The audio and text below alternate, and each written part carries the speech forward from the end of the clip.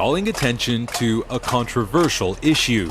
These protesters in Ramallah in the occupied West Bank are showing their support for Mohammed al-Qeeq, a Palestinian journalist who has been on hunger strike for nearly 80 days. He's refusing food to protest against his arrest without charge by Israel's army, a policy which is known as administrative detention. The measure allows for prisoners to be held indefinitely. It is considered illegal under international law and is something Israel is often criticized for. Each family has tasted this bitter taste of administrative detention. Administrative detention actually ruins your life. It keeps your life on hold. Several rallies have also been held across the Gaza Strip in solidarity. While this one on Monday was peaceful, over the weekend, the protest outside the offices of the International Committee of the Red Cross turned violent after protesters tried to storm the building, forcing it to close.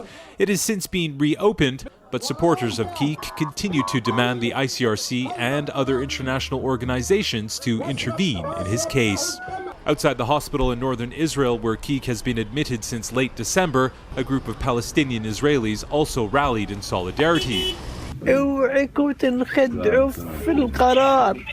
With protests across Israel, the occupied West Bank, and the Gaza Strip gaining momentum, and Mohammed al-Qeeq still refusing to end his hunger strike, the Israeli government now finds itself in an increasingly difficult position. Last week's Supreme Court ruling means there are no longer any legal channels for his case to be heard, leaving it now up to the government or military to intervene.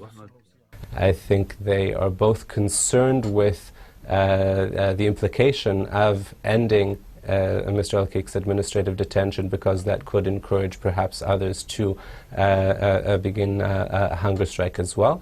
At the same time, they are hopefully more concerned for Mohammed al-Qeeq's life and would not want to see him die while in detention. On Sunday, it was revealed Qeeq was offered a deal by Israel's army which would have seen him released on May 1st. But his lawyers say he refused out of principle. As the standoff between Mohammed al-Qeeq and the Israeli authorities continues, the prospect of him dying is becoming very real. And while Israel wants to avoid that, its leaders are really only left with two choices: freeing him unconditionally or letting him die. Imtiaz Taib, Al Jazeera, West Jerusalem.